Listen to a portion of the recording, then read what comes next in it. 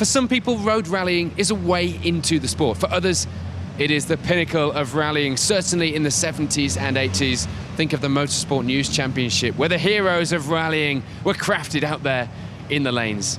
We've come to the Tour of Anglesey to get out on those lanes and see what road rallying has to offer. I've been inside a car, I've driven and navigated on road rallies. Now it's my turn from the outside of the car to give you a taste of the action. There's tests for the car and driver in quarries, off-road, in scrapyards. And of course, the action on the lane focuses on that navigation, on skills that are so vital for anyone who wants to progress through rallying.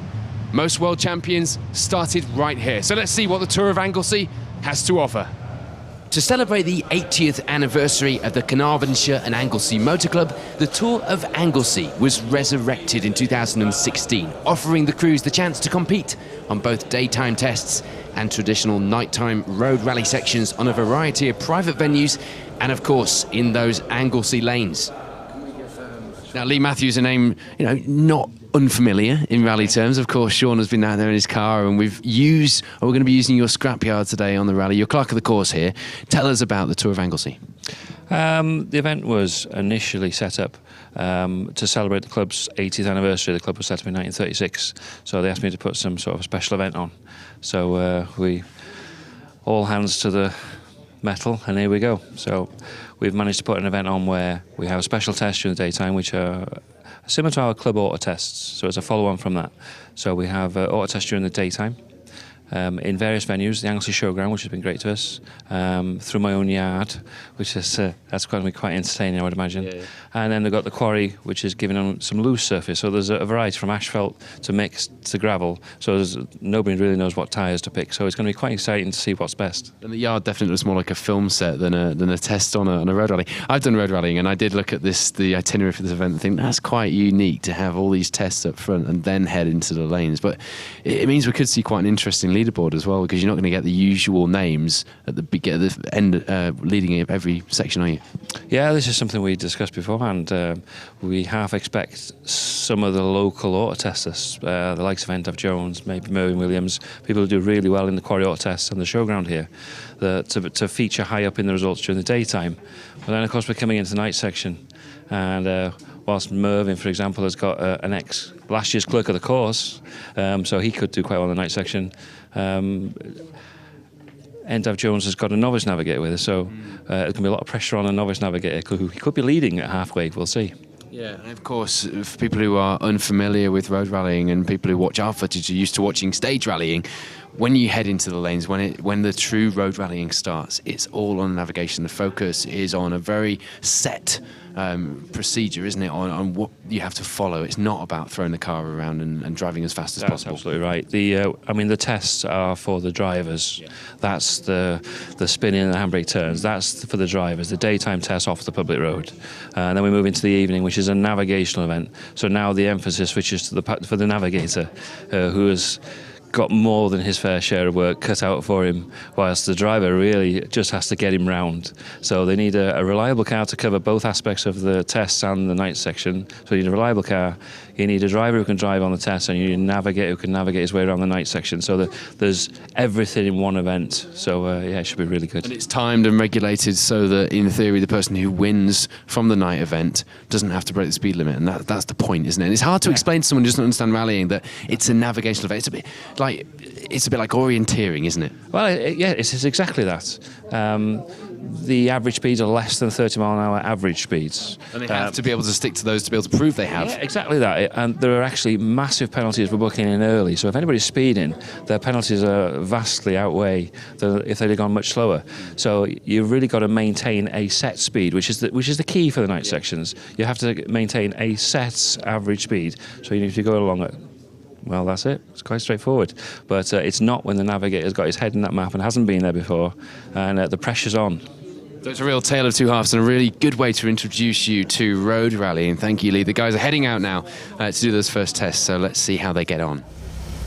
The event got underway with tests at the Anglesey Showground before heading to the Matthews Auto Salvage Yard. Two very different tests, as we heard, and there will be plenty of action and a variety of names topping those fastest times. Richard Hunter and Gary Evans would be the quickest on the opening test, but would put a wheel on the grass on the repeat run to pick up a 1-minute penalty.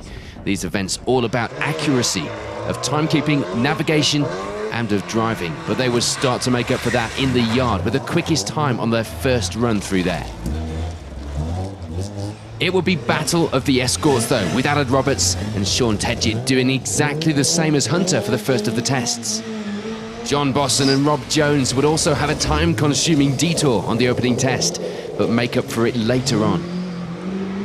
Not everyone got out of the yard without issues though, with a suspension on the Fiesta of Jason Nixon and Matthew Pendleton failing, able to be repaired though and continue into the next test.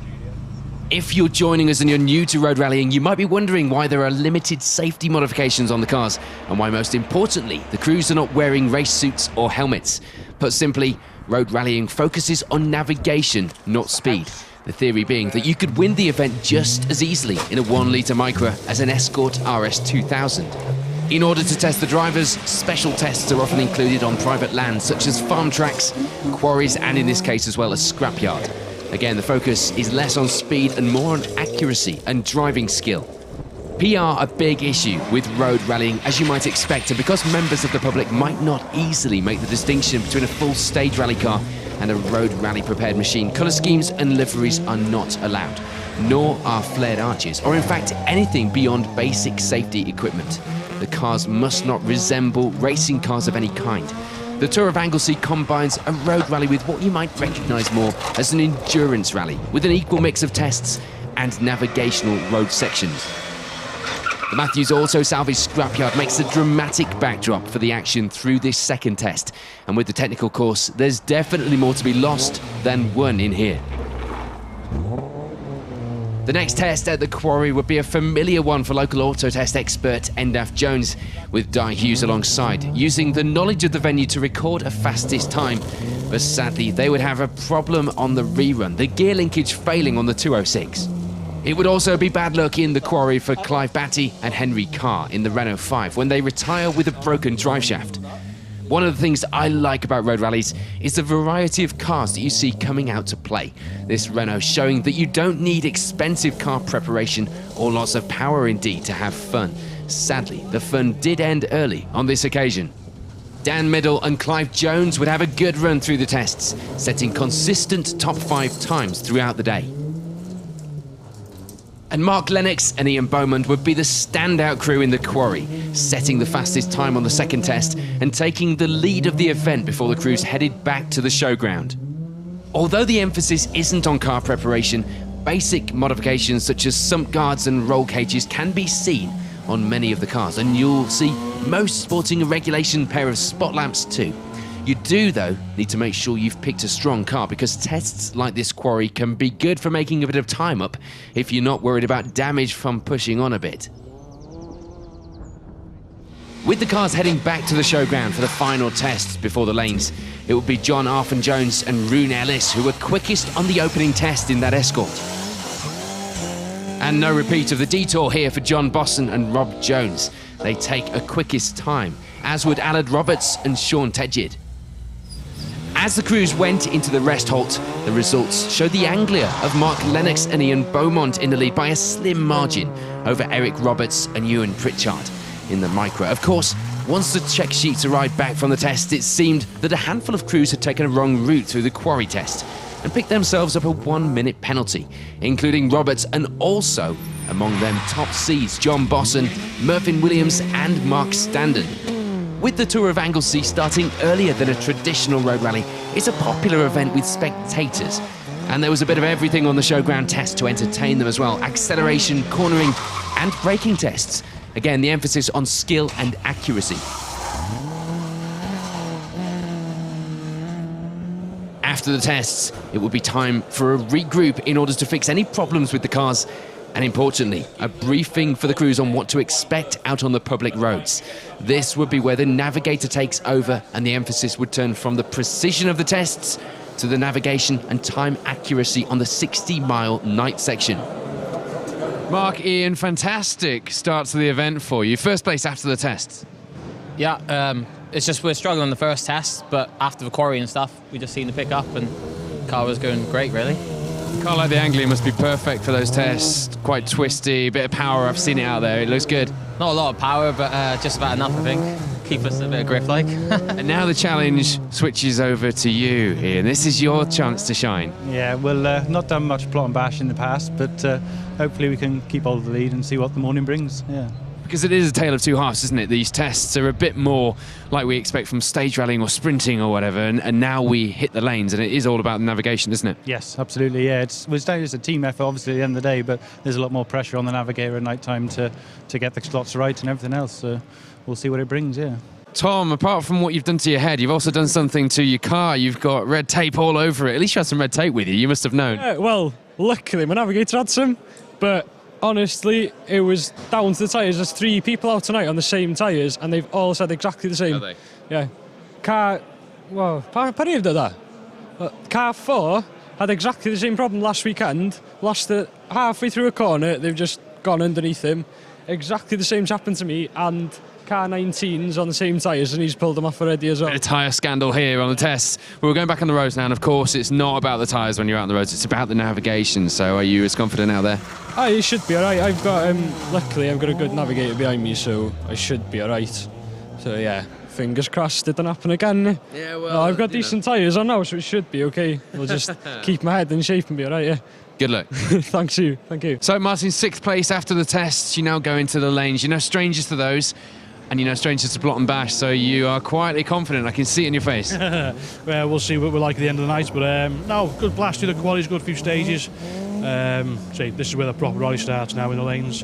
This is a lot more tricky now, if you like. This is where the navigator comes into his own.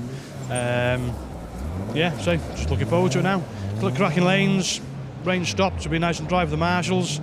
So, yeah, looking forward to it now. Rain stopped. We haven't had any rain all day. He's setting up his rally driver excuses ready. Good luck. Thank you very much. NF, after such a good start through the quarry, you then had a disaster and you've dropped down to 8th after leading after the first test. Yeah, fucking gutted. Gear linkage broke and had to coast over to the finish line. Gutted after setting the fastest time on the first run through. But you now got a nice long regroup to make sure the car's sorted, and it's time for your navigator to do a bit of work. Yeah, I've changed my tyres now. The tyres I had this morning were useless, so see how it goes now. And of course, the focus is all on the navigation now, isn't it? The teamwork really sets in now. Yeah, it's mostly teamwork now. It's only his 3rd event and first time with me, so we'll work as a team and get through the night. Hopefully a bit more luck on your side after that quarry incident earlier. Good luck. Yeah, hopefully. Thank you very much. Cheers. When you talk about road rallying, and particularly when you hear Go Motorsport and the MSA talking about road rallying, it's talked about as a way to get into rallying at an early age. And Sean is a prime example of that, because Sean, you're only 15 and this is your 4th event navigating. Yeah, it's pretty Just tell me how you got exciting. into it. Yeah, I was a kid and I liked rallying and I wanted to try it out myself. Well, a fantastic story. He wanted to try rallying out himself, like every other kid, like my 8-year-old who really wants to. And at what age were you when you first started? 14. Yeah, when I... Yeah. That's the earliest you can get in the car, isn't it? Yeah. And your little brother's here. He's 9, isn't he? And he's very excited to be out there watching you in the tests, and he's looking forward to following in your footsteps as well. So how's it been? You're about to go out, and these lanes really are where your skills and your experience so far will come in, aren't they? Yeah. And yeah, I'm excited for tonight and see how it goes. See, I've had a go at both driving and navigating on a road rally. Driving was much more my thing because it is so difficult to concentrate and plot what you need to plot and read the map and call everything out to the driver. It's a real challenge for the navigator, isn't it? More so than probably any other type of rallying. Yeah, because you have to like shout out the slots and the PCs and everything, and at the same time, you're actually plotting it on the map. yeah, it's pretty hard, but once you get into it, you enjoy it more as well. Fantastic. Good luck tonight, Sean. Enjoy the event. Thank you very much. After the Anglesey lanes, it will be back to the finish venue for the final test around the Cartier-Mon kart track. And problems for our event leaders Mark Lennox and Ian Bowman on the navigation section would drop them 16 minutes. They do make it back to the finish venue, though, only to retire within walking distance of the final time check. But they would still collect the fastest on the daytime tests award. Sadly for Mark Standen and Richard Crozier, their earlier 1-minute penalty in the quarry test would ultimately cost them victory. They finished the event with 2nd place at the finish with a margin of only 15 seconds to the winners. The winners of the Tour of Anglesey, though, would be a crew whose only mistake had been a wrong approach to a triangle passage control. But that 1-minute penalty wasn't going to stand in the way of a victory for Martin and Rob Lloyd. They take the winner's trophy, the Palferman Cup, first presented by its namesake and a founder member of the club in 1936. We've shown you then a flavour of the Tour of Anglesey, a selection of the highlights from what happened on the event, and with many more stories being swapped over breakfast and coffee, albeit in the early hours of the morning, as the cars were parked up, we joined the competitors to reflect on the day and night activities. Here are a few of those stories. Mervyn, you were last year's clerk of the course, so you were expected to go well here, I'm told. Enjoyed it? Expected, yeah, really enjoyed it, but not the result that we wanted really. But there you go. We had a fun time. So. And you had the spirit of the rally award, I'm sure, Paul, because haven't you been working the throttle for some of the tests? Yeah, I've been the main man on the throttle all night. Well, not all night, for half of the night. Yeah, start of the third selective, it snapped, within half a mile. So we had a quick refeed of the cable, attached other parts of the car to it, pulled it to the window, and we had a few hairy moments. But no, we got through, which we're very happy about. So made it more fun, I think. Sounds like the sort of stories you get from the motoring news era, doesn't it? But really unique, as you know, being clerk of the course last year, a unique event this, and people we're talking to have quite enjoyed the fact that they've had that big challenge thrown in at the front for the driver in the car, and then it goes to the lanes. Yeah, we were just talking about it now, and it's a concept that we should use more, I think. It's not as tiring as normal night rallies, and it's quite fun all day, and it's more social. It's more accessible as well for people who are daunted by the navigation? Yeah, I personally prefer pre-plot for the evening section. That's my view, but it worked out, didn't it, quite well, and so we dropped 5 minutes just because of that little issue, but that's the way it goes, isn't it? That's rallying. You seem to be having a lot of fun out there on that kart track as well. I saw the lights went up in the air at one point, I'm sure. Yeah, I think it was a mixture of what my expectations were and what Mervyn's expectations were. So they went quite in sync.